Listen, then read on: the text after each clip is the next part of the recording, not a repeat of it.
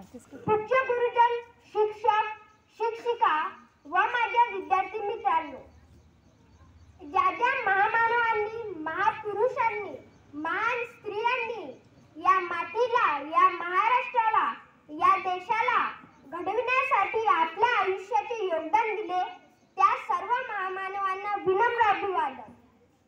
नमस्कार. मी स्वनीत नांदेड टिंगणे, वर्ग 5वा. मित्रांनो, भारत देश हा अनेक सण आणि उत्सवांनी सजलेला आहे, परंतु या सर्वात आजचा दिवस खास आहे. कारण 15 ऑगस्ट भारतीय स्वातंत्र्याचा उत्सव. या स्वातंत्र्य दिनाच्या सर्वांना शुभेच्छा देतो आणि माझे मनोगत आपल्या समोर सादर करीतो. ना जातीसाठी लढले, ना धर्मासाठी लढले, ना जातीसाठी लढले, ना धर्मासाठी लढले. शूर भारतीय वीर फक्त देशासाठी लढले. शूर भारतीय वीर फक्त देशासाठी लढले.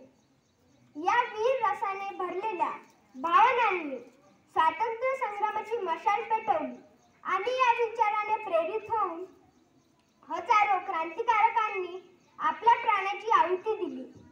मित्रांनो, आजचा दिवस उजाडला कारण महात्मा गांधी, भगतसिंग, राजगुरू, सुखदेव, सुभाषचंद्र बोस, चाफेकर बंधू, झाशीची राणी लक्ष्मीबाई इत्यादी अशा अनेक क्रांतिकारकांनी स्वातंत्र्याच्या यज्ञकुंडात आपल्या प्राणाची आहुती दिली.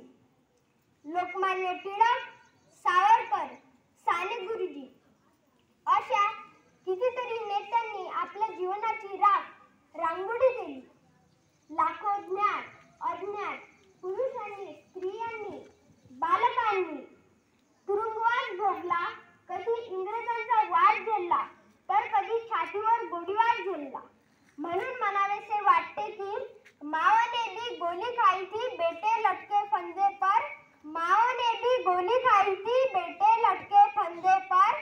आजादी की डोली उठी थी कुर्बानी के कंधे पर.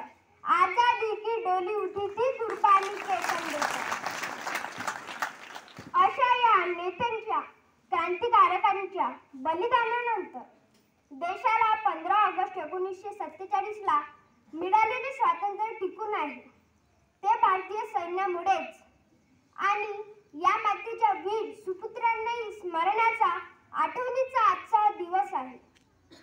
आजचा स्वातंत्र्य दिन हा फक्त भूतकाळातील गौरवाची आठवणच करून देत नाही, तर भविष्यासाठी आपली काही जबाबदारी ठरविते.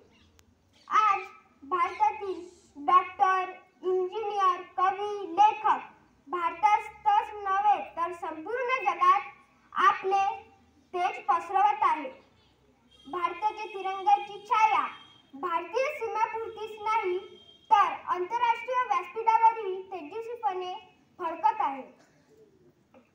कधी गुलाम असलेला हा देश आज जगाला दिशा दाखवणारा नवीन भारत म्हणून उभा आहे आणि तो पुढे नेण्याची जबाबदारी आपली विद्यार्थ्यांची आहे, भविष्यातील युवा पिढीची आहे. म्हणून शेवटी जाता जाता एवढेच म्हणावेसे वाटते की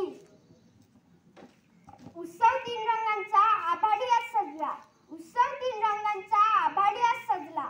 नतमस्तक मी त्या सर्वांसाठी, नतमस्तक मी त्या सर्वांसाठी ज्यांनी भारत देश घडविला, ज्यांनी भारत देश घडविला. धन्यवाद.